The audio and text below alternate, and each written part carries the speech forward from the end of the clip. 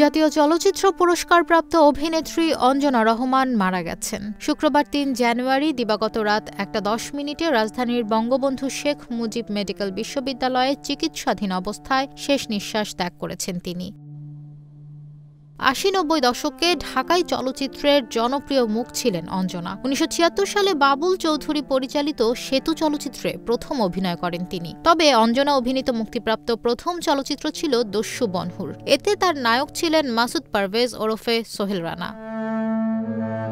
পরবর্তী সময়ে একসঙ্গে বহু সিনেমায় জুটি বেঁধেছেন তারা। অঞ্জনা সম্পর্কে মাসুদ রানা খ্যাত এই অভিনেতার সঙ্গে কথা হলে ইন্ডিপেন্ডেন্ট ডিজিটালকে তিনি বলেন, অঞ্জনার সঙ্গে যাদের পরিচয় ছিল তারা জানেন যে অঞ্জনা কেমন চঞ্চল, প্রাণবন্ত, সারাক্ষণ সবাইকে মাতিয়ে রাখে। শুটিং সেটেও সেই একই রকমই ছিল, হাসি খুশি চঞ্চল একটি মেয়ে। তবে ওকে কখনো কারো বিষয়ে ব্যাকটক করতে দেখিনি।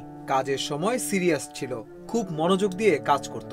যোগ করে এই অভিনেতা বলেন, বাংলাদেশে অঞ্জনার মতো এত ভালো নৃত্যশিল্পী তেমন নেই। দলীয় নৃত্যে সে খুব ভালো করত। আমাদের একটা সিনেমা ছিল, নাম জাদুনগর, সেখানেও খুব ভালো ড্যান্স করেছিল। এছাড়াও ওর প্রথম ছবি দস্যু বনহুরেও ড্যান্স করেছিল। মূলত চর্চার কারণেই ও এমন পারদর্শী ছিল। এই সিনেমার গানগুলো তো এখনো জনপ্রিয়, যেমন ডোরা কাটা দাগ দেখে বাঘ চেনা যায়, কিংবা তুমি হলে তুমি, দূর এলো কাছে। ক্যারিয়ারে প্রায় ৩ শতাধিক চলচ্চিত্রে অভিনয় করেছেন অঞ্জনা। এর মধ্যে বিদেশি ভাষার সিনেমাও রয়েছে। সোহেল রানা বলেন, আমার জানা মতে অঞ্জনার মতো এত বিদেশি ছবিও কেউ করেনি। পাকিস্তান, নেপাল, তুরস্কের সিনেমাও কাজ করেছে। সেসব ছবিও বেশ জনপ্রিয় হয়েছিল।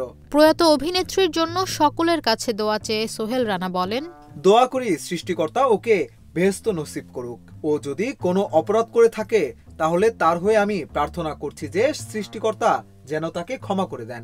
জানা যায়, দস্যু বনহুর চলচ্চিত্রে অভিনয়ের আগে থেকেই দর্শক মহলে নাচের জন্য সুপরিচিত ছিলেন অঞ্জনা। তখন থেকেই তাকে চিনতেন সোহেল রানা। স্মৃতিচারণ করে তিনি বলেন, নাচের জন্য ও তখন বেশ পরিচিত মুখ।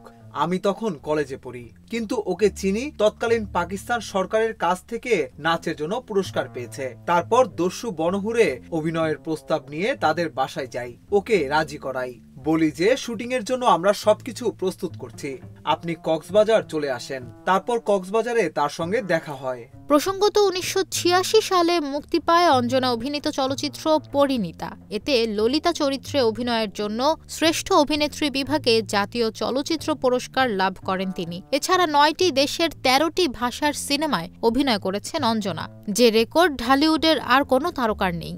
মৃত্যুকালে অঞ্জনার বয়স হয়েছিল ৬৮ বছর। তিনি এক মেয়ে ও এক ছেলে রেখে গেছেন। মেয়ের নাম ফারজানা রহমান নিশি ও ছেলে নিশাত রহমান মনি।